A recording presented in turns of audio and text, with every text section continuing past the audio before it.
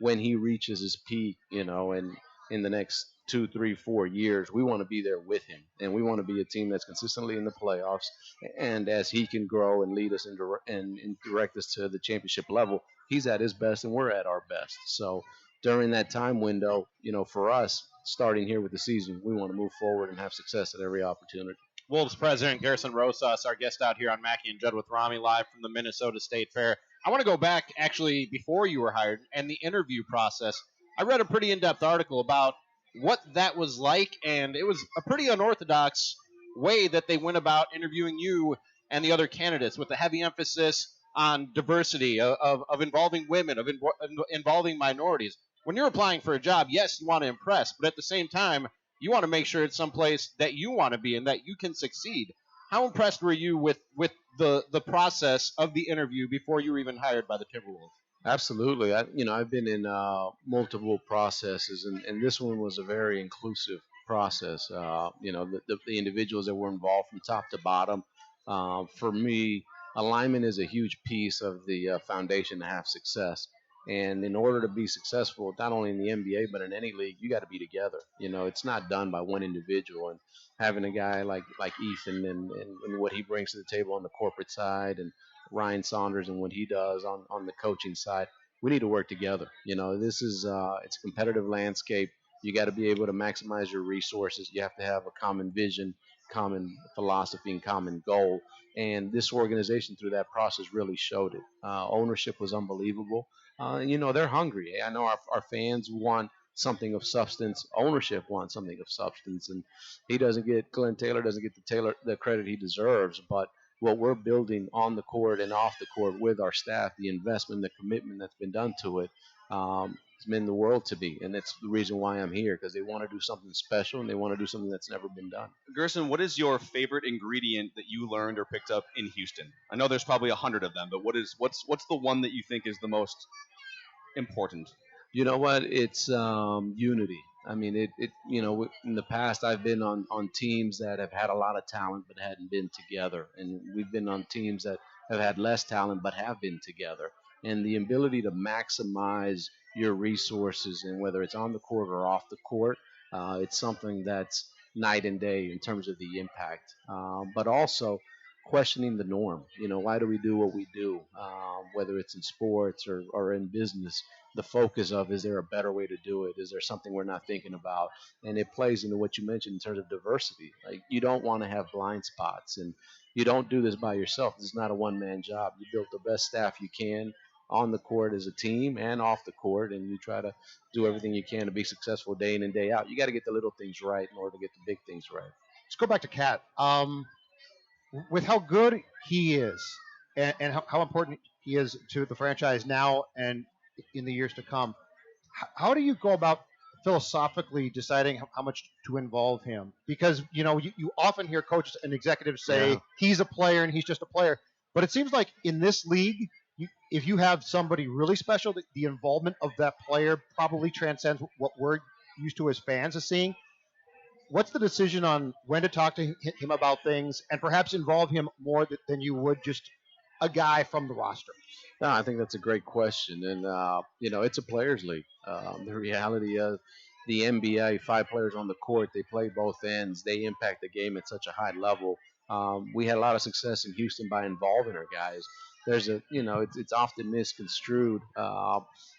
Players aren't making decisions. They're involved in the process in terms of, they need to know, hey, how are we going to play offense? How are we going to play defense? What their role is going to be and how they're going to be impacted. But you don't put those guys in a situation where they're saying yes or no to things. They want to know what's going on and why it's going on, and they want to do their best to be put in a position to be successful. So he's intimately involved. I think for us, for myself, for Ryan, even for Ethan, even for Glenn, he's a key part of what we're doing here, and we want to make sure that he understands why we're doing what we're doing and what his role is, so we can have success. But this is a league where players believe in the plan and the goal. They'll do whatever they want to do. And Carl, in particular, my experiences with him have been incredible because of his commitment to this organization, his commitment to this market, and his commitment to want to do something to that's never been done here, and that's build a championship with the Timberwolves. All right, so these guys have been super hard on Andrew Wiggins for a long time, and I've just been the voice. I've just been the voice of reason. Just throwing praise at Andrew Wiggins constantly here on this show. All right, so it's like for like 4 years I've been relatively hard on Andrew Wiggins on this show, and I guess my simple question to you is he still unlockable? I mean, he can score points, but in terms of efficiency and everything else that you need for him to take a step forward, is he unlockable? Well, we need him to be unlockable. And my experiences with him, I haven't been here in the past, so I've given him a clean slate. He's very passionate about wanting to have success here. And, being passionate is one thing, doing it is another, and that's what we've been working towards. He's had a very good summer. He's been very committed here in Minneapolis and even throughout the summer, working hard and getting ready for this season. And we're going to ask a lot of him, not just offensively, but defensively, our style of play, our approach, how we're going to do it. But the reality is my job and Ryan's job is to invest everything we can so these guys can have success. And at the end of the day, we're going to give him every opportunity to be successful. We feel like he's going to be a beneficiary of this offensive system, and we're going to demand more from him on the defensive end and on the rebound on the glass so he can help us be a better team there. When you say he's passionate, does he show you something behind closed doors that he doesn't necessarily show on the court or when cameras are on him? Because I think one of the problems that some Wolves fans might take with Andrew Wiggins, I'll admit, I'm one of them. I'm not going to be the guy who just puts it on other people and it's their take. But there seems to be Who would do that on the show, Ramie? There seems to be a laissez-faire attitude sometimes or a lack of passion from Andrew Wiggins. Is it just something that doesn't come through to the average fan, or does he show you something different behind closed doors? No, I think that's a fair perception, and I think it's tough for fans or it's tough for the media sometimes. You guys don't see the day-to-day and the interactions and all that.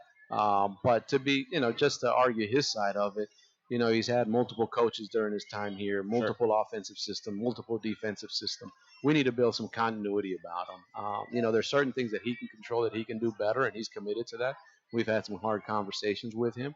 And then we have to do things that set things up for him and help him to be a more effective player. But we feel like in the open floor, with how we want to play, playing alongside Cat, I mean, he's, anytime you go through these processes, you learn players, you see what they're about, you want to give them the benefit of the doubt, and he's doing the things that we're asking him. And now, as we come into training camp, as we come into the regular season, we're going to see where the rubber meets the road there. But I can only judge a man by his actions, and his actions have been pretty positive by my end. You want a cookie, by the way? They did. Oh, they brought cookies. I mean, thank you very much. Worked. Yeah, you're welcome. You're welcome to take the bucket as you. My buddy Brian bought him. Thanks, Brian. Oh, you bought them? Brian brought them. Brian. How much do I owe you, Brian? I thought those. You bought 4 That's a lot of cookies. Mackey and Judd and Ramie at the State Fair here, and so we have throughout the course of the fair. Mostly in the 4 o'clock, right to start our show. Cheryl Reeves going to join us at some point. Lindsay Whalen, Bruce Boudreau, Lou Nanny. So you're going to be the guinea pig here for what we call the Mackey and Judd with Ramie. Do you know the State Fair quiz? 5 questions, and the goal is to post the best score out of 5 among all of the guests that are going to join us. We're going to have a leaderboard up here, Garrett. So Declan back in the studio. If you could fire up a little game show music. There we go. There we go. All right. Nice. So we got 5 questions, multiple choice. Okay, make it easier. Give me a chance. and having only been to the State Fair for 3 hours in your life, well prepared. How well does Gersson Rosas? You had 3 hours to study. In fairness, Garrison. All right. Question number 1: how long would it take the average cow to produce all the milk served during the 12-day fair run? If only one cow were to produce all the milk served, how long would it take? 3 possible answers: 24 months, 8 years, or 20 years. I'm going to go with 8 years. 8 years is correct. Wow. Way to go. There you go. 3 hours is all you need. You're off to a good start. You're off to a good start. What was your logical deduction there, by the way? Did you? When you went 24 years or months, I think I'll take the middle. All right. How many cookies does one batch of dough at Sweet Martha's Cookies yield? So this bucket of cookies here, where they've got 3 of these across the State Fair. How many cookies does one batch of dough at Sweet Martha's Cookies yield? Is it 10 cookies, 500 cookies, or 5,000 cookies? I'll go with 10. It's actually 5,000. 5,000 cookies from one Yeah. batch of dough. Yeah. Wow, that's Yeah. impressive. That's super impressive. That's how you gain But a lot wait, of weight. we're just getting started. Well, that's actually a good segue to question number 3, which is how many rolls of toilet paper does the State Fair go through each year? Is it 5,000, 11,000, or 22,000? And we did put in the research. Let's go 22,000. That is correct. Correct. 2 out of 3 so far. You are a man who at least knows his State Fair bowel system over there. All right, 2 for 3. 2 for 3. Question number 4. If measured end to end, how many miles of footlong hot dogs are sold at the State Fair every year? Is it 35 miles, 75 miles, or 112 miles? 112 miles. As a guy who loves footlong hot dogs, I'd love to say it's only 35 miles. Is that it? Only 35 miles. Wow. Yeah. I thought it'd be more than that. Bunch of slackers. Let's pump it up. We got Get a on long it, dog- Wisconsin. Let's go. Or Minnesota. Come on, let's go. That's the second time you've done that. I did now. again. Second time Okay. today. I We just had- moved here from Wisconsin. We had Ryan Saunders on like 3 months ago after he was officially hired. We have to bring this up? Yeah. We have to bring this up? And Ramie, coming from Milwaukee for 12 years, goes, all right, let's welcome in Milwaukee Bucks coach Ryan Saunders. Thanks. Yeah. Thanks. I'm Sorry. sure He you needed to know that. appreciated He definitely needed to know that. All right, question number 5, final question. To post a score here, how much manure is hauled out of livestock barns each year at the State Fair? Is it 10,000 pounds, 500,000 pounds, or 6 million pounds? 500,000. That's incorrect. The answer, and we triple checked the math, is insane. 6 million That's pounds. insane. 6 No. million 6 pounds. million pounds. According 3,000 to the tons. manual. We have the manual. We can show you. We Oh, checked boy. our facts. 3,000 tons. 3,000 tons equals Wow. 6 million pounds. That's- We did the math. We okay. double checked it. Thanks a lot, you guys. No I'm glad you looked that It up. doesn't seem possible. You want a cookie? No. Let's give it up for Gersson Rosas, everybody. President of Basketball Operations for the guys. Minnesota Thanks a Timberwolves. lot. Enjoyed Thanks for being on coming with out. you. When we come back, Thank you. Jason Fitz from ESPN Radio will join us via the phone as we sit live at the Minnesota State Fair. But before we go anywhere, let's talk about America's fastest growing TV brand,